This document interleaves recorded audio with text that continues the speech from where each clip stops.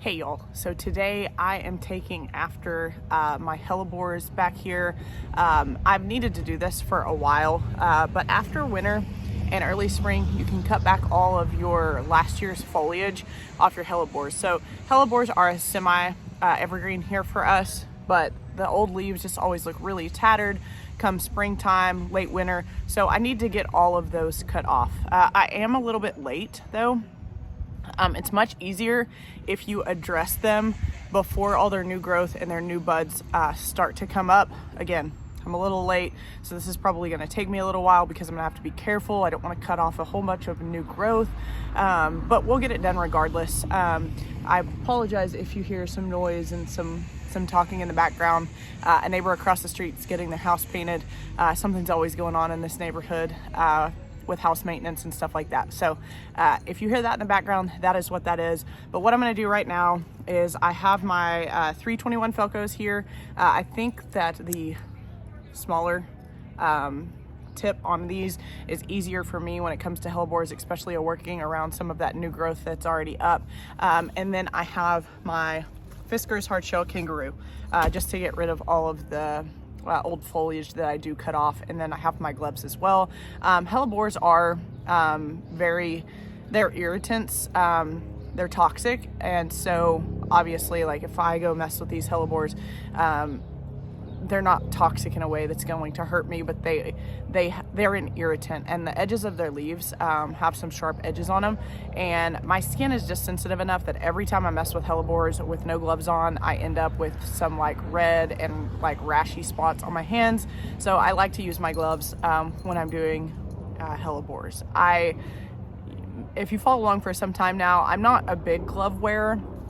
But last year I did stick my hand on a baby black widow when I was weeding along the edge of our raised beds in the back. So that gave me a second for pause when it came to gloves. So I don't always wear them still, even though I should, but I certainly will be on these hellebores. So anyways, I'm just gonna take after this. I've got a couple other things that I'll probably add to this video. The hellebores, I have no idea what variety these are. These were here when we moved in. They're a beautiful white hellebore. They are not sterile. They seed themselves around, and there's a pretty big patch of them back here. You'll see as I start taking to them. But I do have a couple double varieties in here that I planted a couple years ago at this point, so I'll see if I can find those in here. Those aren't blooming yet, so it might be a little bit difficult to find, but if I find them, I will let you know. And I cannot remember the variety, but I'll go back and look on an older video and find that variety, and I'll put it down here on the screen. So anyways, let me just go ahead and get started. I'm going to speed this portion up because it is going to take me a little while to get this done. I should also mention that it is also a good idea to fertilize these after you cut them back with something like Espoma Hollytone or just a general purpose fertilizer. I don't worry too much about this because Arbor Image fertilizes for us on our quarterly maintenance program, so I don't worry about it. And so that's why I won't be fertilizing these after I cut them back, but it is a good idea to fertilize.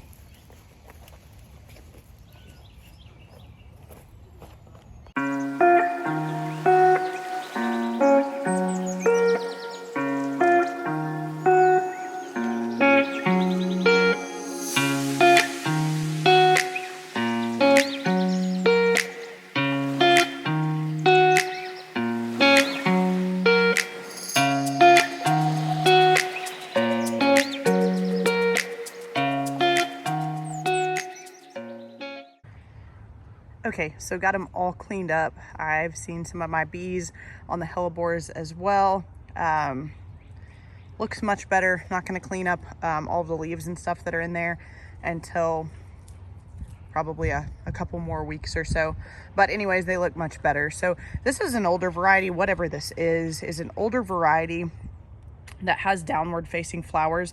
A lot of the new hellebore varieties have upward facing flowers or side facing flowers, and it gives a little more interest to the hellebores in my opinion. But this is a very pretty hellebore and it looks so much better cleaned up. So why don't we actually go over here to the side of the house where they finished this project the other day.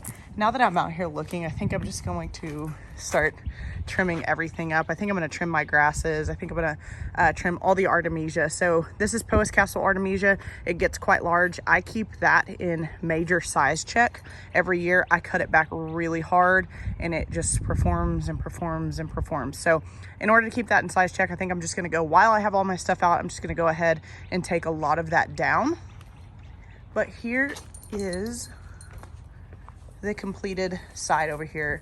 It looks so much better. I need to water the juniper, but it looks so much better over here and so much more clean. We are going to be painting all of this electrical and the plumbing that runs through here to make it look a little bit better. But overall, very happy with how this turned out over here and makes it so much more maintenance free. So, you know, I think I'm just gonna go ahead and take after it out here. I'll set my camera up over there in the corner of the yard. I don't take any, you know, like precautions when I cut my Poas Castle artemisia. You can see here it's looking a little bit raggedy in some spots. Like this one gets more sun and it looks pretty good. But a lot of like this inner portion, you can see this one over here, the inner portions get pretty gray looking, and I will go back and cut them down. I'll decide how much I want to cut them down, but I'll cut them right at a node right there so that they will branch out, and the bases will be very sturdy, will get thicker over time, but yearly it will branch out from those cuts. So yeah, I think I'm just gonna go ahead and do it. A lot of the Russian sage over here has broken dormancy as well. Oops, I forgot some of these hellebores right here. But a lot of these, you can see here, have broken dormancy. I cut these back pretty hard every year too. These are tough plants, so I am able to do that. I might as well also go ahead and get my Hellemonstein lamb's ear cleaned up, and I guess it's just gonna turn into a full front cleanup day. I have been resisting the urge to clean everything up, but I think I'm just gonna go ahead and do it now. So let's just get started.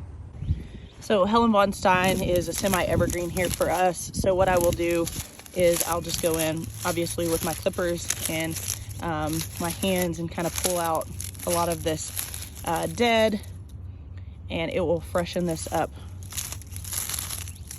quite a bit. So again, nothing special about anything I'm trimming. I'm either pulling out the dead, or like the Russian sage over here, I'm just cutting at a node in the direction that I want the plant to grow. More artemisia here, silver mound. I'll be cutting that back. A lot of the salvia here needs to, it's really starting to flush. All of these need to be cut. So this is gonna take me a while. But it needs to be done. So I've already got everything out here. We're just gonna go for it.